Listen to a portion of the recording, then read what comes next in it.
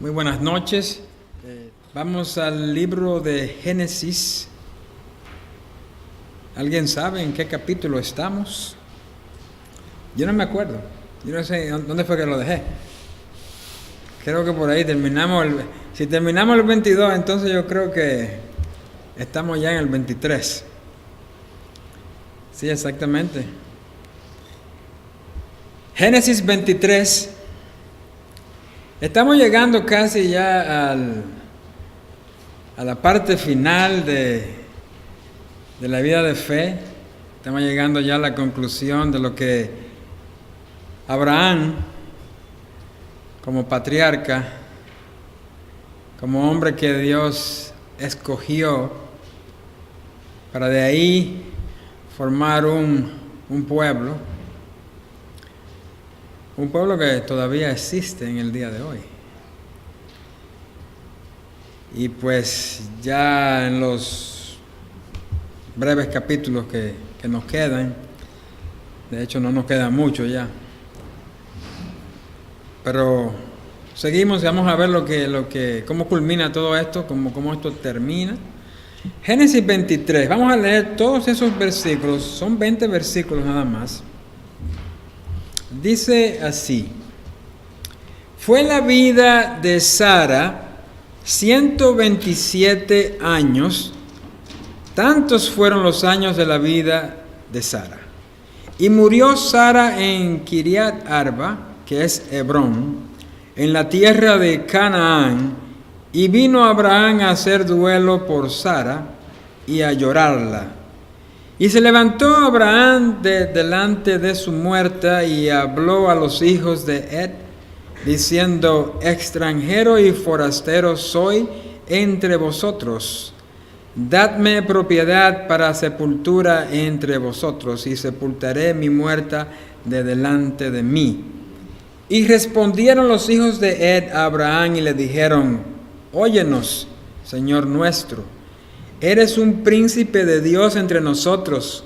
En lo mejor de nuestros sepulcros, sepulta a tu muerta.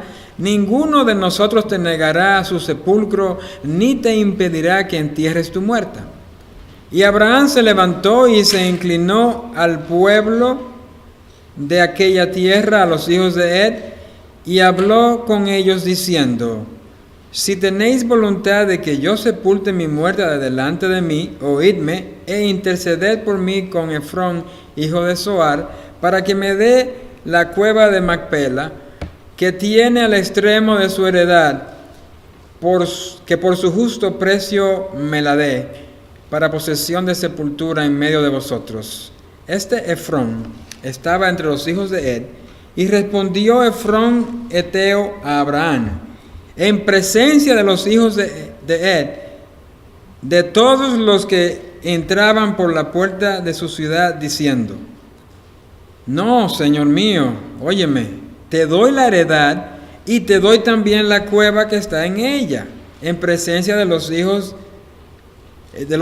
de mi pueblo te la doy, sepulta tu muerta. Entonces Abraham se inclinó delante del pueblo de la tierra y respondió a Efrón en presencia del pueblo de la tierra, diciendo: antes, si te place, te ruego que me oigas, y yo daré el precio de la heredad, tómalo de mí, y sepultaré en ella mi muerta. Respondió Efrón a Abraham diciendo: Señor mío, escúchame, la tierra vale 400 siclos de plata. ¿Qué es esto entre tú y yo? Entierra pues tu muerta. Entonces Abraham se convino con Efrón, y pesó Abraham a Efrón el dinero que dijo en presencia de los hijos de Ed, 400 siclos de plata, de buena ley entre mercaderes. Y quedó la heredad de Efrón que estaba en Macpela, al oriente de Mamre, la heredad con la cueva que estaba en ella, y todos los árboles que había en la heredad, y en todos sus contornos, como propiedad de Abraham en presencia de los hijos de Ed, y de todos los que entraban por la puerta de la ciudad. Después de esto sepultó Abraham a Sara su mujer en la cueva de la heredad de Macpela, al oriente de Mamre, que es Hebrón, en la tierra de Canaán, y quedó la heredad y la cueva que en ella había de Abraham como una posesión para sepultura recibida de los hijos de Ed. Padre nuestro, al abrir tu palabra, oh Señor, es el deseo nuestro, no solamente con la emoción de leerla, sino de saber qué tienes tú para nosotros a través de ella. Que tu Santo Espíritu, Señor, nos dirija y que sea para edificación nuestra en Cristo Jesús. Amén. Hermanos, la vida de fe, como dije y he dicho en otras veces, es una vida donde hay retos, donde hay desafíos. No es la vida que le puede pintar un predicador va a ser bueno, ven a Cristo y tú vas a ser feliz y todas las cosas pues te vendrán y serás prosperado y todas esas cosas. Eso es bueno y uno recibe eso como añadidura.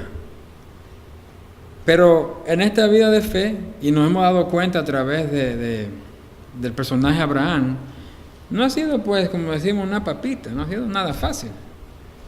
Tanto él ha fallado, como le han venido cosas también, aún sin él hacer nada malo. ¿No le parece algo muy común en la vida de uno? A veces uno hace algo malo, claro, las consecuencias van a venir. A veces uno no está haciendo nada malo y vienen cosas malas. Entonces, Abraham vivió todas estas cosas. Eso quiere decir, hermanos, que nosotros necesitamos una fuerza más allá de nuestra capacidad personal para uno seguir en este camino. Pueden decirle, muchos han tirado la toalla, muchos lo han dejado ahí. No puedo continuar. ¿Por qué? Porque tú no continúas con tu fuerza. Dios es el que te mueve. Pues si fuera por uno se quedaría estancado exactamente en el mismo lugar donde Dios lo encontró a uno. Así que en esta vida que hemos visto de Abraham, vemos como él otra vez se ha parado y ha confiado en el poder de Dios, y nosotros también tenemos que estar preparados para los desafíos que se nos presenten mientras transitamos por esta ruta de fe. Ahora, es muy raro,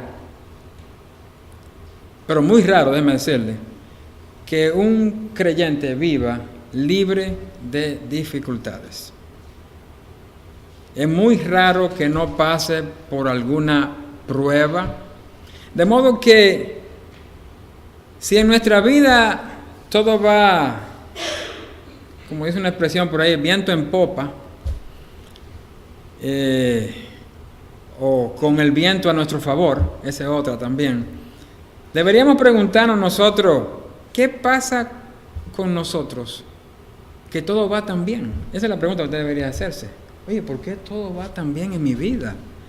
¿Por qué yo no tengo ningún tipo de percance? No tengo nada y todo me favorece, todo está bien conmigo. Entonces deberíamos cuestionarnos a ver qué está pasando con nosotros. No quiere decir que usted no tenga su momento, no tengamos nuestro momento de gloria, nuestro momento cumbre y todo eso. Pero por lo regular esos momentos no duran mucho. Es como uno recibe, es como una gotita de miel después de haberse dado un trago de hiel. Imagínense, un trago de hiel y una gotita de miel. Eso es lo único que nosotros disfrutamos. O sea, no hay nada fácil en esto. Y cada uno de ustedes lo sabe. Todo el que está transitando por esta ruta sabe que no es un camino fácil, que hay que depender constantemente de Dios, que hay que estar en comunión con Dios, y eso es una responsabilidad de cada uno de nosotros. Nosotros vimos la vez pasada que Abraham fue sometido a aquella prueba final, pero ¿qué continúa después de eso? Bueno, seguirán viniendo más cosas. Uno piensa que quizás pasa esto difícil y dice, bueno, ya no vendrán más cosas. Pero seguirán viniendo. La vida continúa para el patriarca de la fe, no se queda ahí y debe enfrentar las situaciones del diario vivir que vendrán más adelante, como nosotros también tenemos que enfrentarla. Sin embargo, hermanos, vimos que a través de esa prueba tenemos a un Abraham diferente. Tenemos a un Abraham que tiene mayor madurez espiritual. O sea, lo vemos que él está preparado para enfrentar lo que venga, ya que su confianza en Dios le proporciona a él el poder y el sostén que se necesitan para seguir adelante. Algo más se añade aquí a la biografía de Abraham, y es la muerte de su esposa. No debe ser una sorpresa que encontremos registrada la muerte de Sara. Es algo que algún día nosotros también enfrentaremos, la pérdida de un ser querido, o quizás, otros enfrentarán nuestra pérdida. Sin embargo, hay algo que nos llama aún más la atención de este capítulo que acabamos de leer.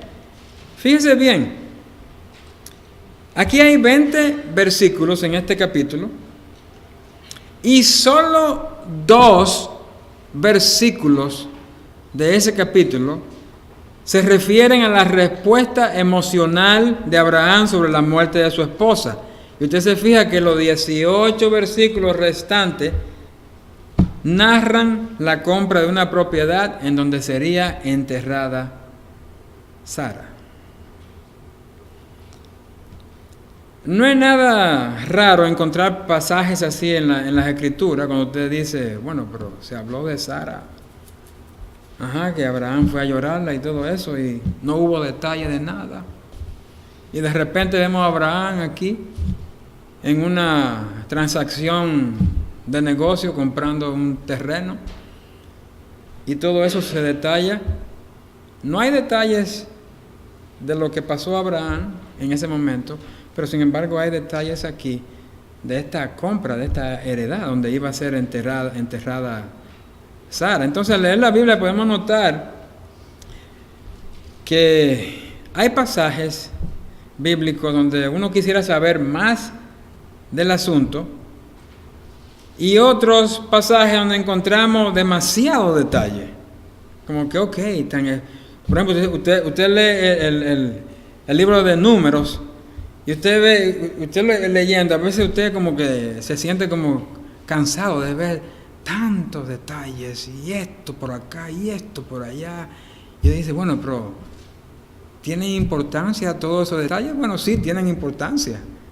Las cosas que están escritas en la palabra del Señor no fueron escritas simplemente por escribirlas. Tienen un significado.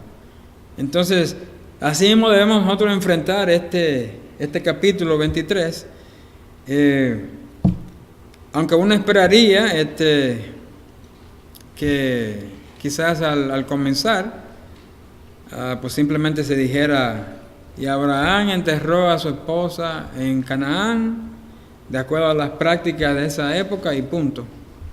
Pero sin embargo vemos aquí estos detalles y uno se pregunta, ¿qué quiere decir todo esto? Pero vemos que este no es el caso aquí. Entonces estamos viendo más detalles de una cosa que quizás no nos parece, quizás no nos llama mucho la atención, nos parece muy importante. Pero a la hora de uno perder, hermanos, un ser querido, es natural que haya llanto, que haya tristeza. Yo no he experimentado eso todavía.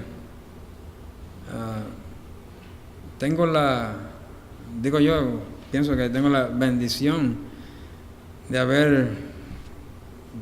ver a mis padres que todavía están con nosotros, y cómo el Señor le ha permitido a ellos pues ver hasta no esperaba ni siquiera que mi propia hija iban a verlo ellos, y sin embargo Dios le ha dado esa bendición de ver inclusive lo que podría ser el último nieto de la familia. Y es un privilegio tenerlos. Entonces, a veces me pregunto, ¿estoy yo preparado para enfrentar esto? Porque uno escucha de otras personas cuando un familiar se muere, y déjeme decirle, a veces uno quiere identificarse con el dolor de la persona, y es muy difícil porque no hay lazos directos, a menos que usted esté relacionado con esa persona muy, muy, muy de cerca, y entonces le llega fuerte la pérdida. Pero es algo que pienso muchas veces, porque no solamente hablo de mis padres, podría hablar de mucho más joven. Yo puedo estar hablando hasta de mi propia hija.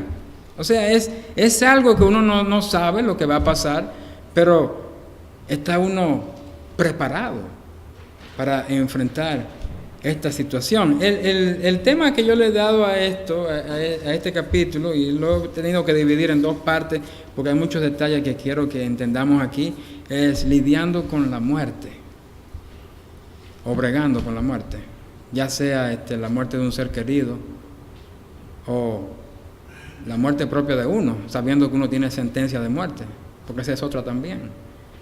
Uno puede tener una sentencia de muerte, entonces uno dice, ¿qué voy a hacer? ¿Me voy a cruzar de brazos? Y hay detalles que a veces uno no se percata de ellos, ni ve todo esto claramente. Y eso es lo que yo espero a través de esta exposición, es que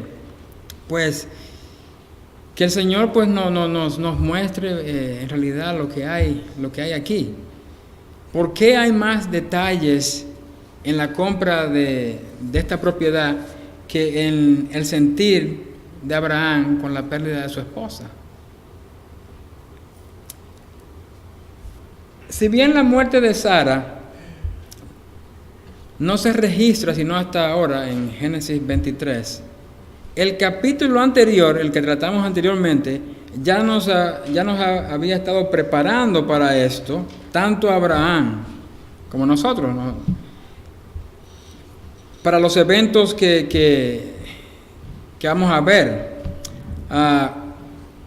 Usted podrá recordar que el sacrificio de Isaac en el monte Moriah llevó a Abraham a tener una fe segura en el poder de Dios para resucitar a los muertos.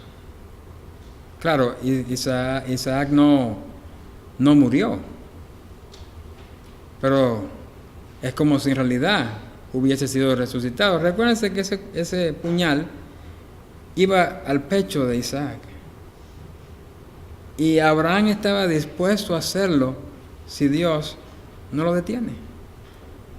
Prácticamente Abraham había ya matado a su hijo de una manera intelectual. Antes de que consumara el hecho, la voz de Dios lo detuvo.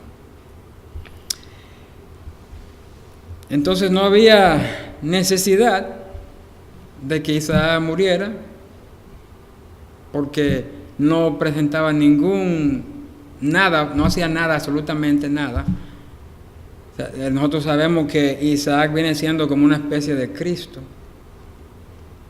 que sería más adelante, miles de años adelante, sería lo que representaba esa escena ahí. Entonces, tenemos aquí a Abraham, la muerte de Sara. Uno se pregunta, bueno, ¿no intervino Dios en esta muerte? O sea, dejó que muriera. Así pasa.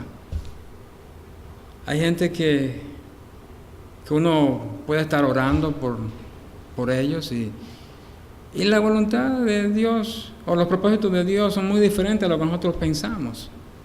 Entonces debe haber aceptación de parte de nosotros. Yo recuerdo cuando el hermano Chuck Davis murió. Yo pensaba y decía, wow, un hermano tan dotado de enseñar y el deseo que él tenía en hacerlo, y se lo llevó Dios. Sin embargo, en esa misma congregación donde estaba Chuck Davis, había también un joven ahí, joven por decirlo porque era menor que él, que batalló gran parte de su vida con un cáncer de pulmón, y ahí estaba vivo, y no era creyente. Entonces uno pone a pesar todas estas cosas y dice, wow, entonces como que empieza uno a dudar sobre la... I don't know, yo no sé cómo decir, pero es como si uno dice, ¿es justo? Llega ese pensamiento a la cabeza de uno como que en realidad se hizo justicia aquí en este caso. Porque mire que el segundo que mencioné murió años después. Entonces, son cosas que a veces uno no entiende de primera, pero ahí está la cosa. ¿Está uno preparado para enfrentar cosas así? ¿Cómo uno va en realidad a enfrentarlas y cómo uno va a aceptarlas? Entonces, decía que había unos acontecimientos al final del capítulo 22 y quiero que vayamos ahí, porque esos versículos no lo vimos la vez pasada, y estoy hablando aquí de que esta era como la antesala a lo que Abraham iba a hacer, la decisión que él iba a tomar en esta situación que él enfrenta ahora en el capítulo 23. Entonces vamos al capítulo 22, que son los últimos versículos, del 20 al 24, ya cuando había pasado lo del sacrificio de Isaac y todo eso. Dice, aconteció después de estas cosas, o sea, después de aquella prueba que tuvo Abraham, que fue dar la noticia a Abraham diciendo, he aquí que también Milca ha dado a luz hijos a Nacor, tu hermano, Uz su primogénito, Buz su hermano, Kemuel padre de Aram, Kesed, Aso, Pildas, Gilaf y Betuel. Y Betuel fue el padre de Rebeca. Estos son los 8 hijos que dio a luz Milca de Nacor, hermano de Abraham, y su concubina que se llamaba Reuma. Dio a luz también a Teba, a Gaán, a Taz y a Maaca. Bueno, mi hermana Milca nada más tuvo 4, pero esta Milca tuvo más. Entonces, esto que leemos aquí era un anticipo a lo que vendría después. Más adelante, en la búsqueda ¿de qué? De la esposa. Nos estamos adelantando. Yo ya cubrí ese capítulo durante el mes de la familia, que era el capítulo 24, donde se le buscaba esposa a Isaac. Entonces ya uno tiene como una antesala aquí de los acontecimientos que vendrían después. Claro, no menciona nada sobre qué iba a pasar. O sea, la muerte llega sin uno esperarlo. No se, en este caso no se anticipa que iba a haber tal cosa. O sea, la providencia de Dios, hermanos, en estos versículos, de dar una esposa a Isaac, había sido provista mucho antes de que surgiera. Fíjense bien que Isaac era solamente un jovencito. Y más adelante fue que sucedió todo eso. Yo recuerdo que de todas las oraciones, hermanos, ya hablando de manera personal aquí, cuando mi hija nació, yo recuerdo que en aquellos 4 días que yo estuve en el hospital, una de esas peticiones que yo hacía en las varias oraciones que hice durante esos días fue que Dios le proveyera a mi hija el esposo ideal.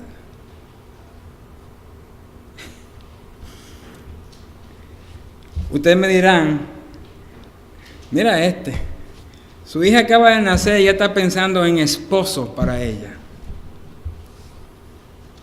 Pensando ya en matrimonio.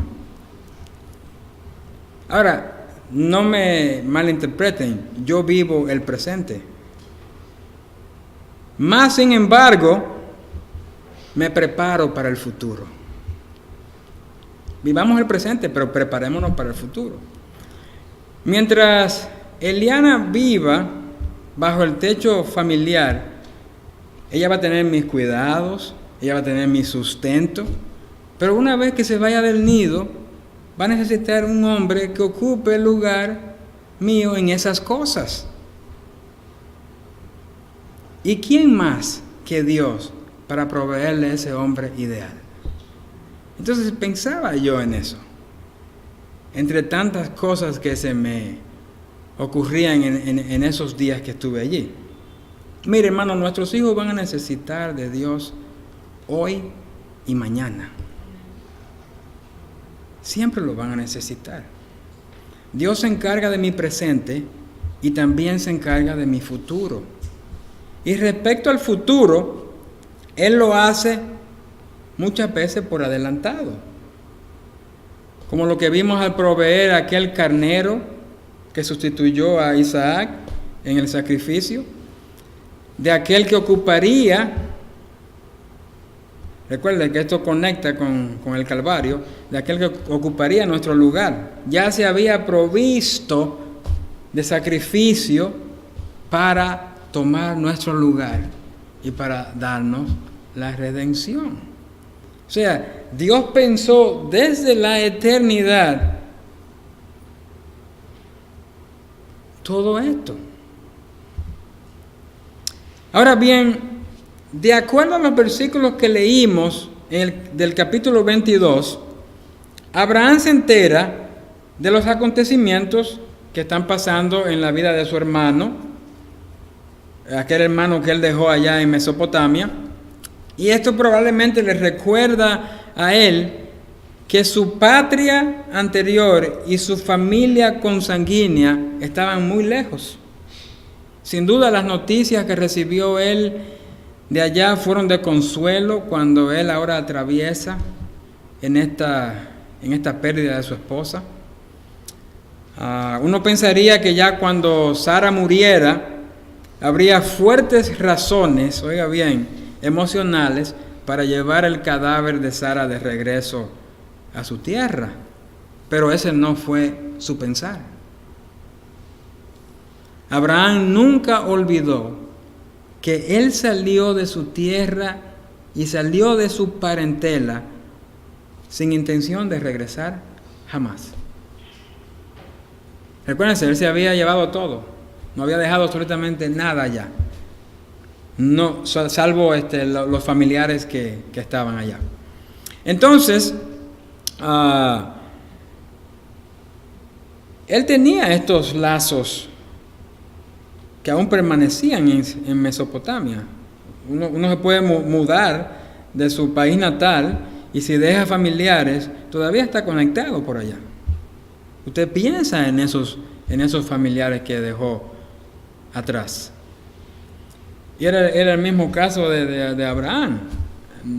El hecho de que no se menciona todo esto respecto a si él tenía contacto, no dice exactamente, no da detalle en la Biblia, pero nosotros podemos esperar que él sí estaba pensando en eso, o sea, él sabía que tenía familiares allá. Y nos podemos dar cuenta que si él recibió noticia, pues entonces eso nos indica que ha habido comunicación entre esos parientes. Pero la Biblia no registra de que Sara, y ya hablando aquí de este episodio de su muerte,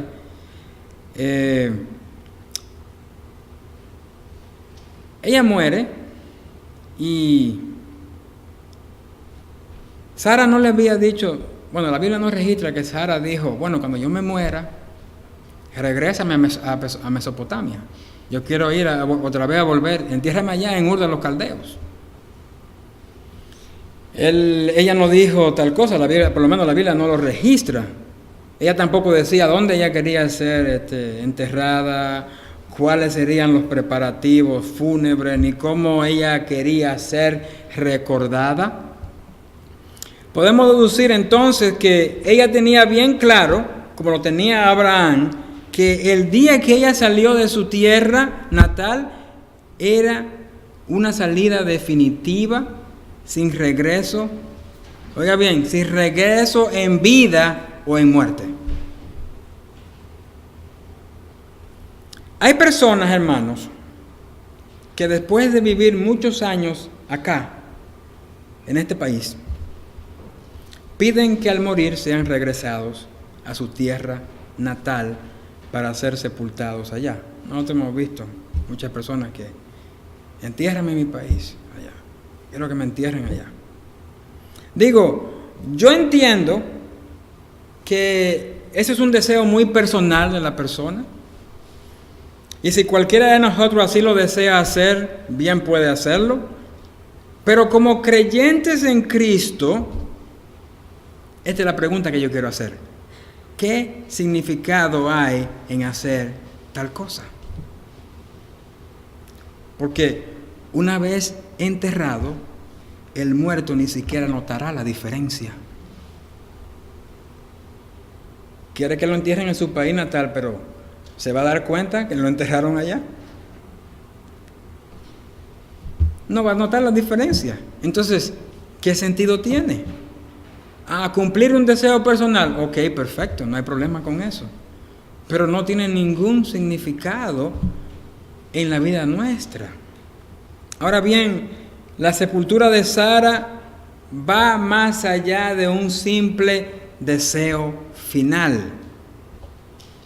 Esta porción, hermanos, no es para enseñarnos, oiga bien, en qué campo o en qué pueblo o en qué ciudad o en qué país debemos enterrar a nuestros seres queridos.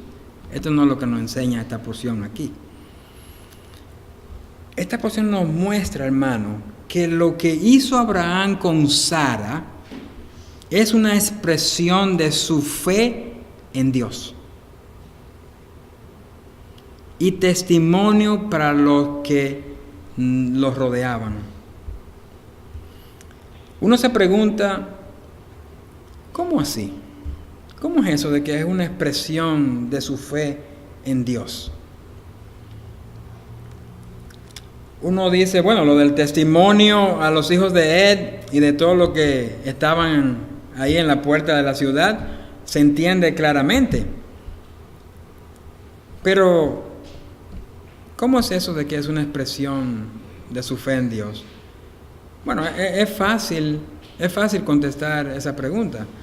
Solo hay que regresar, hermanos, al capítulo 12, en donde Dios había dicho a Abraham allí, vete de tu tierra y de tu parentela y de la casa de tu padre a la tierra que te mostraré y haré de ti una nación grande y te bendeciré y engrandeceré tu nombre y serás bendición. Luego más adelante en el capítulo 15 Dios también les recordó esto: yo soy Jehová que te saqué de Ur de los Caldeos para darte a heredar, ¿qué cosa? Esta tierra que tú estás pisando. ¿Dónde estaba Abraham ahora? Estaba en Canaán. Estaba en Canaán. La tierra que Dios le dijo que le iba a mostrar. Ahora, ¿poseía Abraham esa tierra? Claro que no. No la poseía todavía. Es obvio por lo que leemos en nuestro texto, que no poseía ni tan solo una propiedad, ni mucho menos en dónde enterrar a su esposa. De hecho, Abraham murió en Canaán siendo extranjero.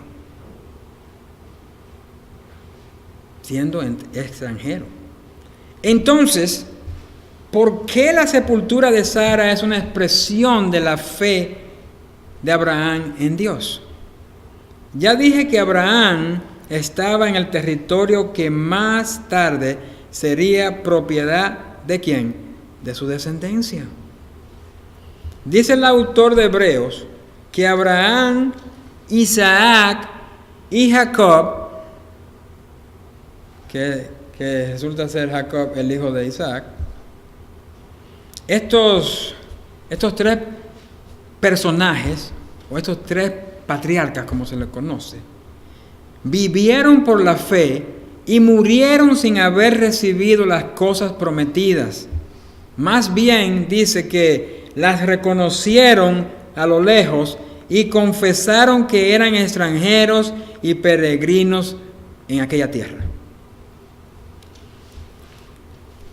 Al enterrar a Sara en aquel lugar, era como si Abraham estuviera reclamando ya la tierra que Dios le había prometido.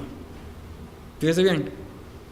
Era como si él estuviera reclamando la tierra que Dios le había prometido, la tierra donde sería enterrado también él y sus descendientes. Es cierto que no vivió para recibir esta tierra, pero era un testimonio de su fe, porque no era una fe basada en sentimientos, sino era una fe basada en confiar de que esa era la tierra prometida para su descendencia, aunque nunca vivió esa realidad. Ahora, no solo porque nuestra fe, oiga bien, no solo porque nuestra fe no está basada en nuestros sentimientos, quiere decir que está divorciada de nuestras emociones. Tenemos emociones. Los primeros 2 versículos de este capítulo 23 proporcionan los antecedentes y también describen el dolor que sintió el patriarca por la muerte de su esposa. Sara vivió ¿cuánto? 127 años. Dice, y murió Sara en Kiriat Arba, que es Hebrón, en la tierra de Canaán, y vino Abraham a hacer duelo por Sara y a llorarla. No sabemos cuánto tiempo fue que él duró. Ahora entendemos que un cuerpo se puede descomponer fácilmente. Entonces, no creo que eso duró mucho tiempo. Uno dice, hermano, cuando algún hermano se va a la presencia del Señor, dice, se van con el Señor. Y eso como es un consuelo. Pero, ¿acaso no duele la separación? Aunque usted diga eso, duele la separación. Entristece el no ver a esa persona con usted en todo el resto que usted va a vivir. Eso deja un vacío en el cual Dios nos consuela con esa esperanza. Ahora, hablando de Sara, Sara es la única mujer en la Biblia, si no me equivoco, cuya edad se revela en su muerte. En su muerte. 127 años es una vejez que ya no se ve en nuestros días. Sin embargo, la muerte de Sara hubiera parecido prematura debido a su juventud, incluso a la edad de 90 años, ¿recuerdan? Era una mujer lo suficientemente atractiva como para llamar la atención de ¿quién? De Abimelech, como vimos en el capítulo 20. 90 años y todavía llamaba la atención. Muchas mujeres en la actualidad desearían haber encontrado la fuente de juventud que tenía Sara, o la que aparentemente ella encontró. En cierto modo, podríamos considerar que su juventud y su belleza, aún siendo así en su edad, habían ocultado el hecho de que la muerte estaba cerca de ella. No, a veces uno piensa como que estás joven y dice, no, a él le falta todavía tiempo. Y de repente nos llegan sorpresas, o sea, nos sorprende ver cómo gente más joven que uno pierde la vida. No la pierde un recién nacido al nacer, ahí mismo. Inclusive la pierde antes de nacer también. Hay otros que pueden llegar a sus años de vejez, en los cuales se sienten como que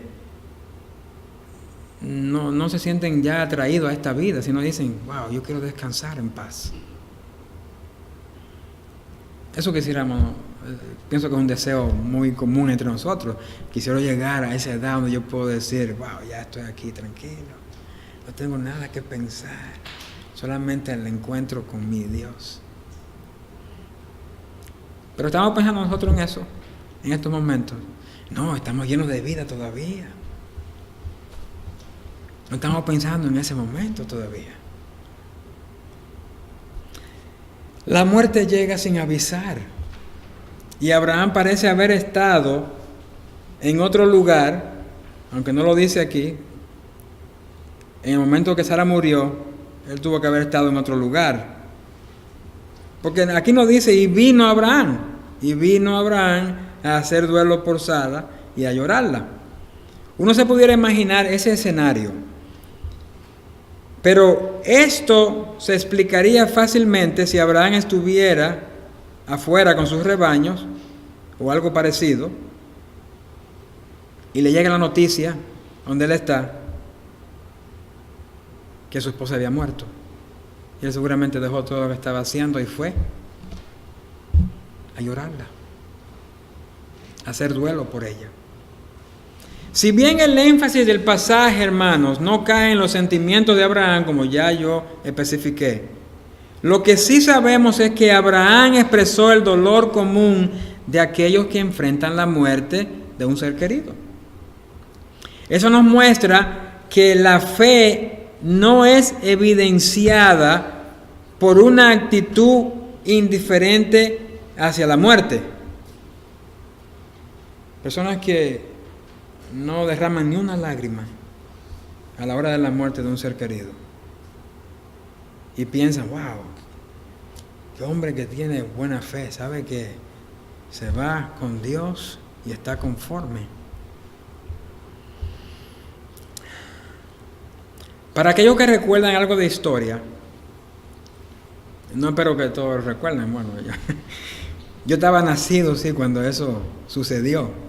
Fue cuando asesinaron al presidente John F. Kennedy.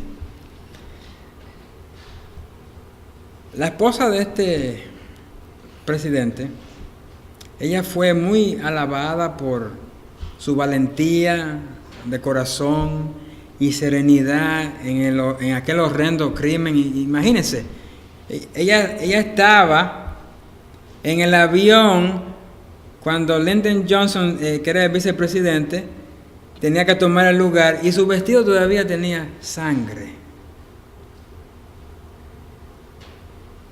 Apenas habían pasado horas del asesinato de su esposo y ella estaba ahí, tranquila, serena, como si nada hubiese pasado. Imagínense, ¿qué mujer se le ocurre ir atrás de un pedazo de hueso que se le desprendió de la cabeza atrás del carro a buscarlo? El esposo está ahí. ¿Qué hace un hueso? ¿Qué andas tú buscando un hueso para atrás? Porque cuando le dio el disparo, parte del cráneo voló hacia atrás. Y ella se subió por la parte de atrás a buscar eso. Y el esposo estaba ahí. O sea, hay cosas que a veces uno ve en estos documentales y uno dice, pero, ¿qué es esto? Pero entonces esta mujer, inclusive en el funeral de su esposo, se mostraba en ella la falta de emoción O sea, la falta de sensibilidad por su esposo. Por lo menos así se veía enfrente de la cámara. Yo no sé si ella quería lucir fuerte enfrente de la cámara y quizás dentro de ella sentía ese dolor. Pero ¿por qué esconderlo? ¿Por qué esconder aquel dolor? ¿No te duele la pérdida de tu esposo? ¿No te duele la pérdida de un ser querido? Entonces, ¿para qué es aguantar ese llanto dentro de uno? Hay que llorar. Nosotros, hermanos, podemos sentir conformidad cuando un ser querido parte a la presencia del Señor, pero eso no quita que sintamos dolor por esa pérdida. Sabemos que es una pérdida temporal, pero el dolor lo siente. ¿Por qué aguantarse las lágrimas y dárselas de fuerte? Claro está, el hecho de saber que partió a la presencia del Señor nos trae consuelo y la esperanza de que nos veremos otra vez en el cielo. Abraham lloró y se fue a llorar a su muerta. Sin embargo, ¿qué pasó? Las lágrimas van a cesar en algún momento. Tarde o temprano él tenía que llegar a un punto de decidir qué hacer con el cadáver. Necesito un lugar donde debo enterrar a Sara. Abraham sabía que también llegaría su hora, igual como le llegó a Sara, así que decidió el lugar de entierro para Sara, tomando en cuenta que también sería allí enterrado cuando muriese. Y también sería el lugar donde sus 2 hijos más serían enterrados. Entonces Abraham se acercó a estos hijos de Et, los heteos, para comprar un terreno de sepultura para Sara, para él y para su heredero. Qué extraño, hermano, debió haber sido para Abraham pedir a los heteos un lugar de sepultura a la luz de lo que Dios le había prometido, como aparece en Génesis 15, 18 al 21, que dice: en aquel día hizo Jehová un pacto con Abraham, diciendo: a tu descendencia daré esta tierra, desde el río de Egipto hasta el río grande, el río Éufrates, la tierra de los ceneos, los ceneseos, los cadmoneos, los heteos, los fereceos, los refaitas, los amorreos, los cananeos, los gergeseos y los jebuseos. Aquí están mencionados los heteos. Pero, ¿qué cosa, comprar, pedirle que le vendieran una tierra que el Dios le iba a entregar a él? Es raro, ¿verdad? Uno ve esto, wow, pero tú vas a ser dueño de esta tierra. Ahora, Abraham vio necesario comprar una porción de tierra, de la tierra que Dios le iba a dar, para su descendiente. Además, debía comprar la tierra a un pueblo que Dios iba a entregar en sus manos. Mire qué nobles fueron ellos en ofrecerle todo eso. Parece irónico el que Abraham se humillara ante esas personas y le pidiese un pedazo de terreno que prácticamente era de él. Como dije antes, hermanos, la mayoría del capítulo 23 que leímos está dedicado a la descripción de esta transacción legal que involucra la compra de una parcela en Canaán para enterrar a su esposa. Ahora, solo a la luz de las Escrituras podemos ver lo que en realidad está comunicando aquí. Esta transacción, hermanos, era un proceso legal.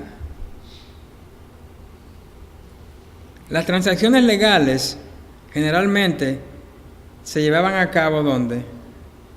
En la puerta de la ciudad. En donde, ¿quiénes estaban ahí? Los grandes líderes de la ciudad estaban presentes y eran los testigos. Los términos del acuerdo, determinados por una secuencia de negociaciones completamente dentro de era parte de las costumbres de aquella época. Puede parecer extraño para nosotros, y así lo es, pero no para Abraham ni para los heteos.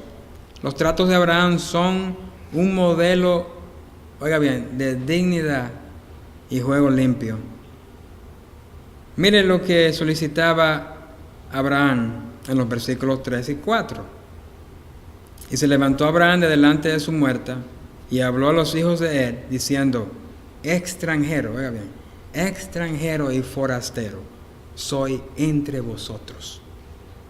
Dadme propiedad para sepultura entre vosotros, y sepultaré mi muerta delante de mí.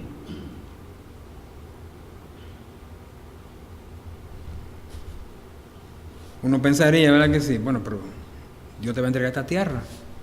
¿Qué tiene que tú estar? Coge tú lo que quieras de la tierra, que Dios te va a proteger, porque Dios te la está dando, te la va a dar. Sin embargo, no fue así. Él aún se consideraba extranjero y peregrino. ¿Por qué? Porque su vista no estaba puesta aquí. Su vista estaba puesta más allá. Entonces Abraham había pedido a los hijos de Ed, a los heteos, que le proporcionaran un lugar para enterrar a Sara. Lo primero que Abraham reconoce aquí es su condición de extranjero y forastero. Es decir, él no se presentó allí diciendo: ustedes van a ser destruidos por mi Dios y esta tierra va a ser mío, así que de todas maneras denme lo que yo quiera coger de aquí. Él no hizo eso. Él vino: yo soy extranjero y peregrino. De hecho, cuando dice dadme, no es que está pidiendo, sino más bien es una transacción de compra. Lo que pasa es que no se estaba dando a entender, los heteos no lo entendían muy bien. Entonces, Abraham viene y dice: bueno, dame un lugar. Yo quiero comprar un lugar acá. Entonces, ¿qué pasa? Que los hijos de él responden y dicen: no, espérate. Nosotros reconocemos que tú eres un príncipe de Dios entre nosotros. Y le dice: mira, en lo mejor de nosotros, escoge tú lo que quieras. Y entierra, en los sepulcros que tú quieras, entierra a tu muerta. ¿Qué vemos aquí? Que estos cananeos reconocieron que la mano de Dios estaba con Abraham y se dignaron a tratarlo favorablemente, como Abimelech lo había hecho anteriormente, si recordamos. Ahora, esto nos pone a pensar, hermanos, en el testimonio y trato que debemos tener con nuestros vecinos. Son los que nos están viendo todos los días.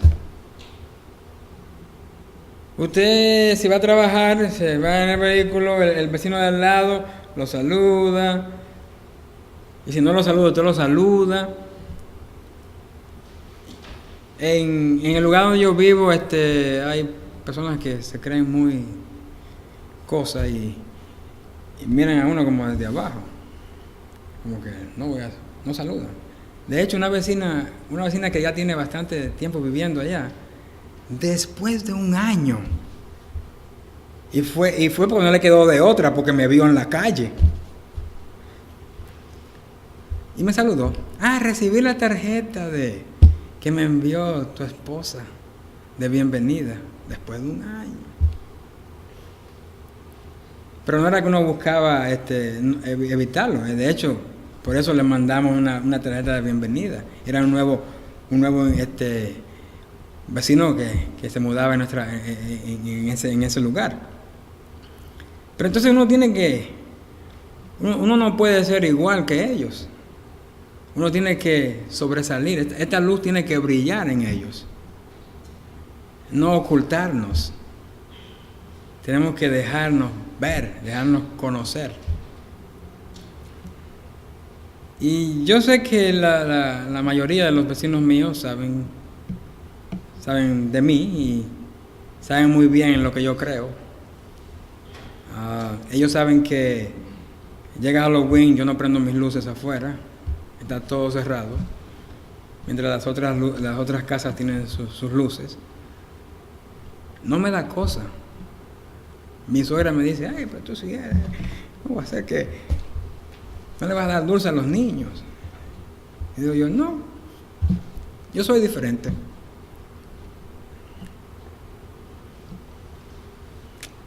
Entonces esto es importante como creyentes, hermanos, que donde estemos, no pongamos la luz debajo del almud.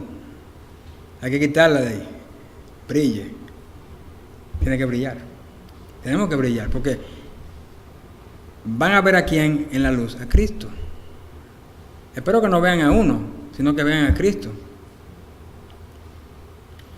Ahora, vemos aquí que dice que en lo mejor de nuestros sepulcros sepulta tu muerte. Es decir, cualquiera de esos heteos estaba dispuesto a dejar que Abraham enterrara a Sara en el lugar que a él le pareciera.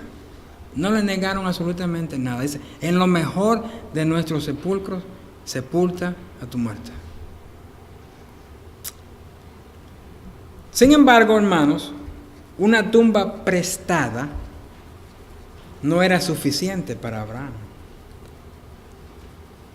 Realmente no hay nada malo en que alguien te preste una tumba porque, total, tu cuerpo se va a descomponer y lo que pase después de ahí, pues, ¿qué más? ¿Qué más da?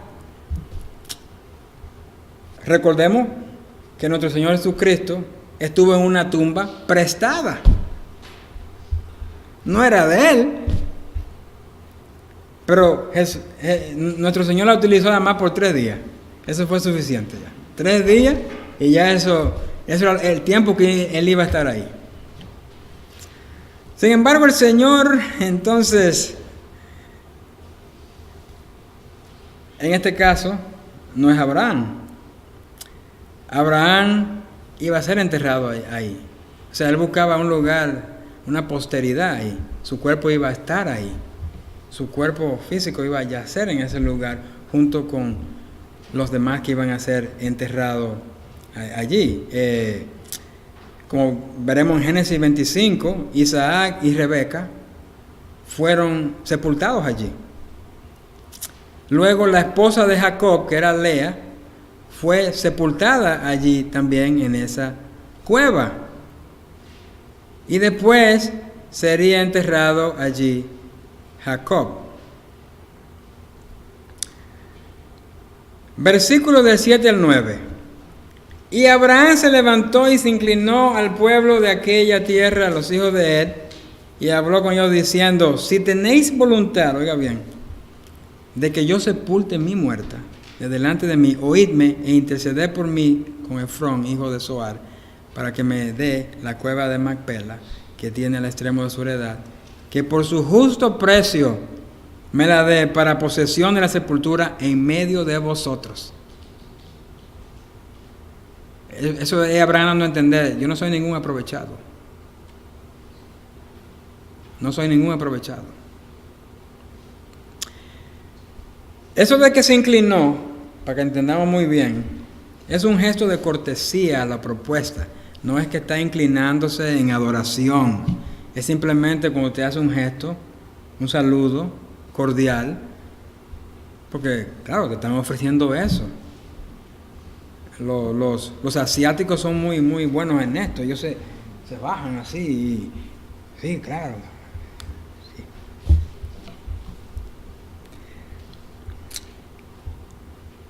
Entonces Abraham no quería una tumba prestada. ¿Por qué? Porque la tierra de Canaán iba a ser para su pueblo, para su descendencia. No era un lugar de parada nada más. Entonces, en consecuencia, Abraham le pidió a la gente que suplicara a este individuo aquí, a Efrón, que le vendiera la cueva de Macpela, que a simple vista nos parece una persona, tú ves, como muy chévere, y muy amable en cederle.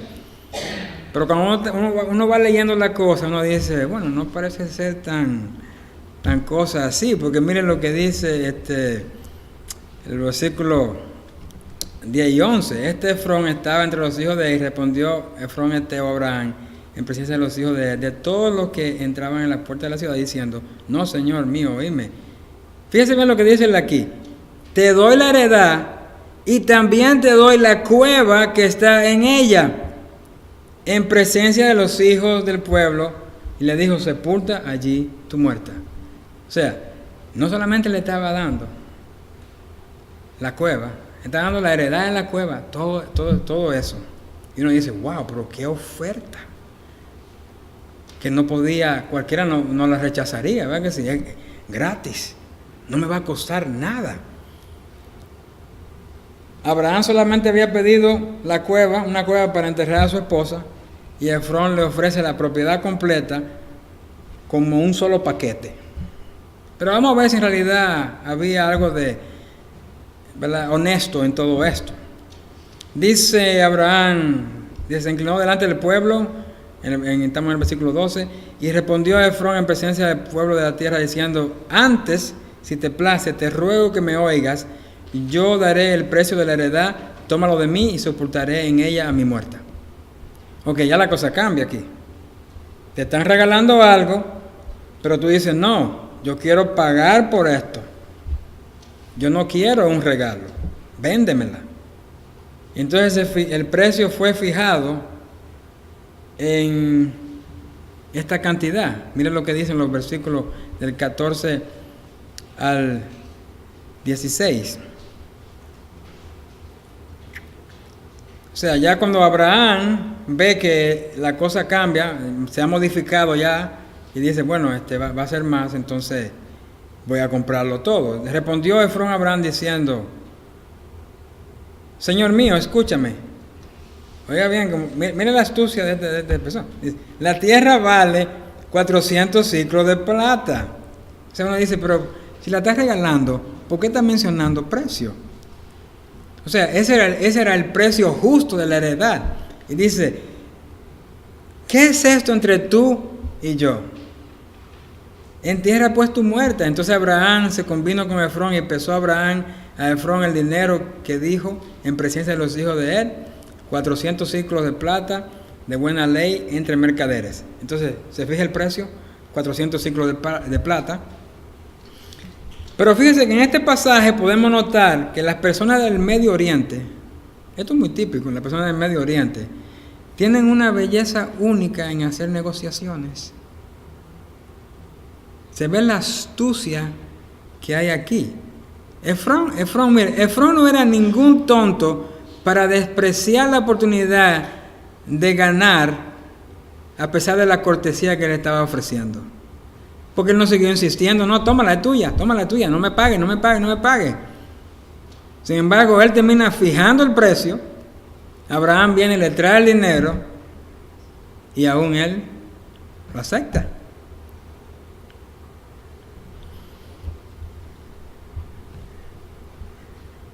Si Efrón es tan generoso como para ofrecerle a Abraham aquella tierra, ¿cómo podría Abraham ser tan pequeño como para abaratar el precio? O sea, te están regalando algo, después dice el que te lo está regalando que vale tanto, pero dice que te la regala como quiera. Vale 400, pero te la regalo. Ustedes no creen como que yo diría, pero Abraham, ¿qué pasó contigo? Oye, Efrón, si tú me ibas a regalar la propiedad, por lo menos dame un 10% de descuento. descuéntamelo un poquito más. Me dijiste el precio 400, dame un descuento más. Porque como quiera tú me le vas a regalar. Pero sin embargo, Abraham no hizo eso. Abraham dijo que iba a pagar el justo precio por esa. O sea, eso fue una negociación, como dicen aquí, un win-win deal. Ambos ganan. Porque ese era el deseo de Abraham, comprarla. Y Efrón ganó también en eso. Mostró primero su cortesía, pero también ganó en el asunto. Entonces, los dos salieron de ahí ganadores. Abraham era bien rico. Era bien rico. Él podía haber pagado por mucho más cantidad de tierra si quería. Tenía cómo hacerlo. Era una persona que Dios había bendecido bastante. Pero aún, hermanos, en esa bendición, él no tomó la oportunidad para aprovecharse de la situación. Yo sé que quizás cualquiera de nosotros, en situaciones así, pues trataríamos de sacar un poco de ventaja. De hecho, ni siquiera mencionaríamos que la queremos comprar si no la están regalando, ¿verdad que sí? Pero fíjese la honestidad, la manera en cómo Abraham enfrenta todo esto. ¿Por qué, hermanos? Él sabía lo que estaba haciendo con esa transacción. O sea, él finalmente era extranjero y peregrino, pero con esta transacción, oiga bien, con esta transacción, aún siendo extranjero y peregrino, él tenía derechos, porque estaba comprando una propiedad, y la propiedad fue comprada legalmente. No podía ser expulsado de allí. No podían venir y después sacar a la muerta de ahí, vaciar esa tumba y decirle, bueno, tú eres un extranjero y peregrino.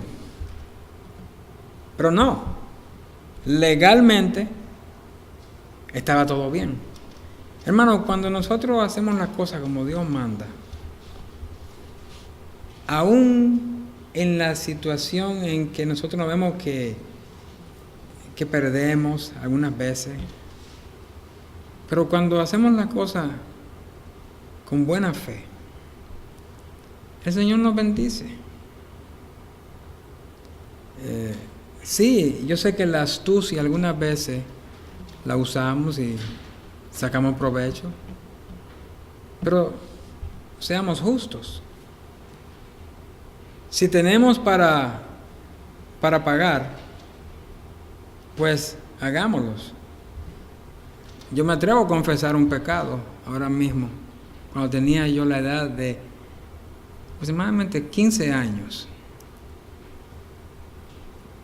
Yo trabajaba.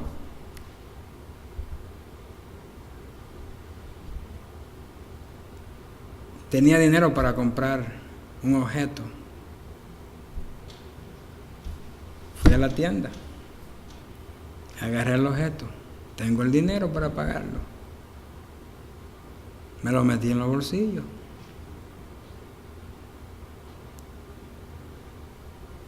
Las cámaras no estaban ahí mirando.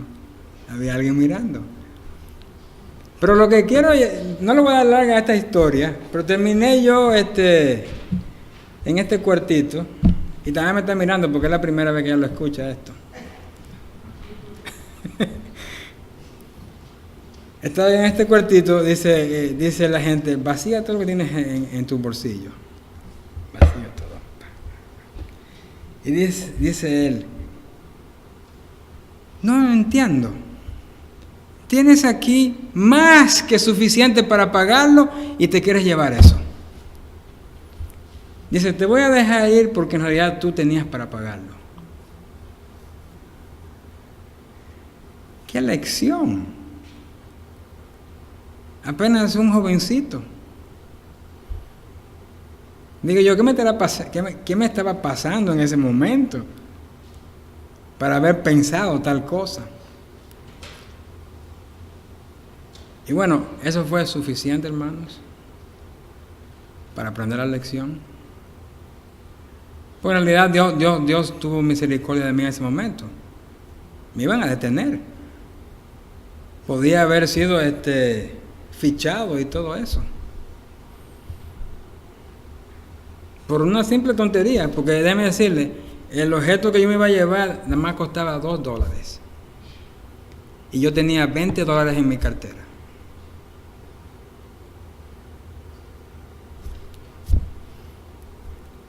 A veces uno no piensa bien las cosas y se deja llevar, ¿por qué?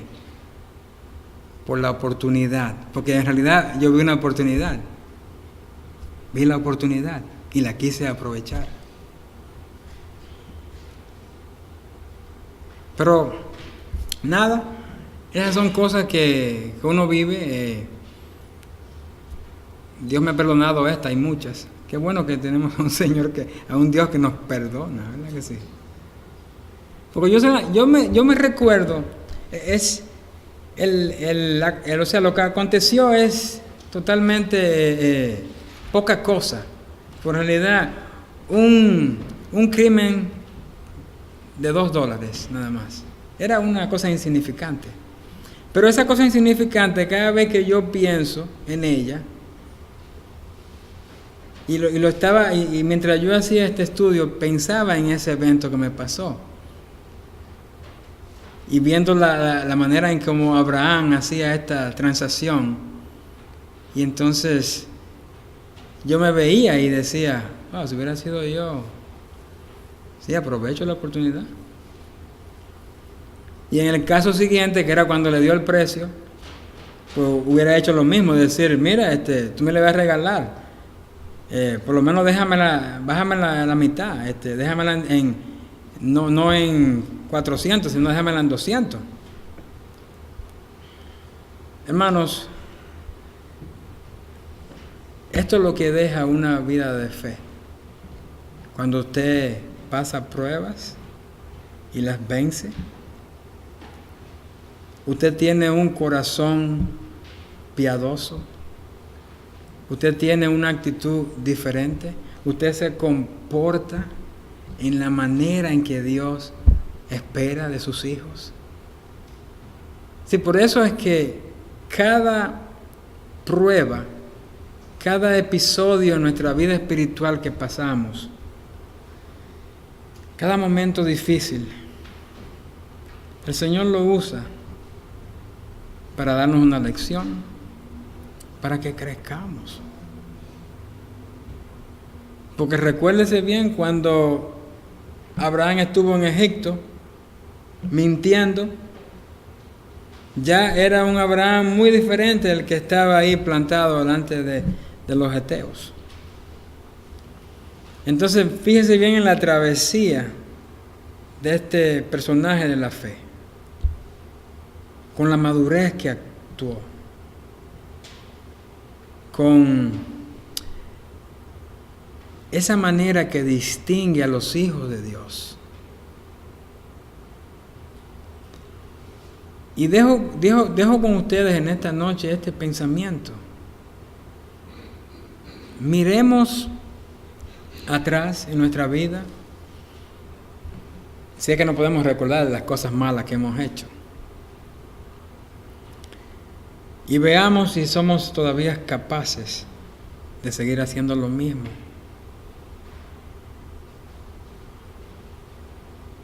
Porque mire, yo me acuerdo de aquella vez. Y mi mano después de ahí no volvió a alzarse para tomar un objeto que no me pertenece. Y lo bueno de todo fue que el Señor tuvo misericordia de mí, porque no me dejó pasar por lo que cualquier otro criminal hubiese pasado. Mi historial no fue empañado. O sea, pueden chequear, pueden hacer un background check en mi vida y van a ver que no hay ningún tipo de delito en mi carta judicial. Y qué bueno es sentirse eso. Y así Y así es que nos sentimos nosotros cuando Dios ha perdonado todos nuestros pecados. Quizás nos vean como el que cometió el hecho, pero ¿cómo nos ve Dios a nosotros? Como si nunca lo hubiésemos cometido. Y eso es un gran privilegio, el tener a un Dios que perdona nuestras iniquidades, que nos acepta, cosa que ninguna otra persona podía aceptar. Porque mire, si usted viene y le cuenta a una persona de la horrenda acción que usted cometió y que ahora es diferente, pues todavía van a tener la persona prejuicios con usted y van a decir, no, seguramente este sigue siendo ladrón, aún este sigue siendo igual y ahora se viene a escudar en la iglesia. Pero cuando hay verdadero arrepentimiento y Dios nos ha perdonado, Dios no se acuerda de eso, no te lo está estrujando en tu propia cara. Qué bueno, hermanos, Qué maravilloso es tener un Dios que nos perdona y nos da la aceptación que quizás otras personas solamente nos rechazarían a nosotros por lo que hemos cometido en el pasado. Sin embargo, Dios no nos llama, no nos recuerda, no se recuerda de nuestros pecados, no se recuerda de las cosas que hemos cometido. Y ese es el Dios misericordioso que tenemos nosotros. Vamos a continuar en los versículos 17 y 20 la próxima vez. Y ahí veremos algunas implicaciones de este relato. ¿Qué implicaciones tiene este relato para nosotros, los cristianos de hoy? Hemos visto algunas cosas, pero veremos otras cosas más la próxima vez cuando terminemos este capítulo. Vamos a estar de pie, vamos a orar.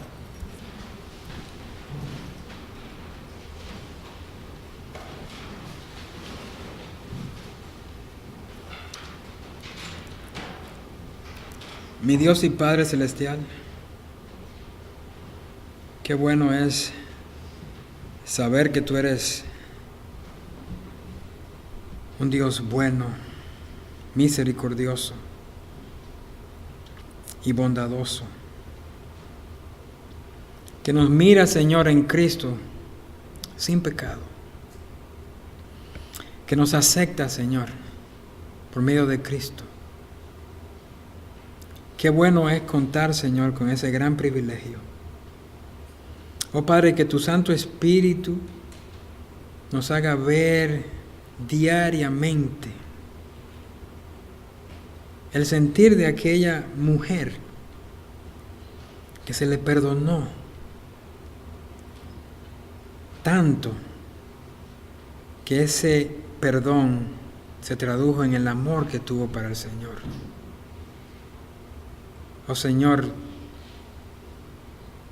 entendiendo que tú nos has perdonado a nosotros tanto,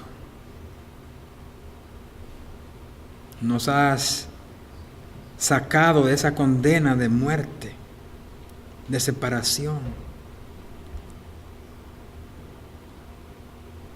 Y solo a través de tu gracia y misericordia recibimos, Señor, este perdón.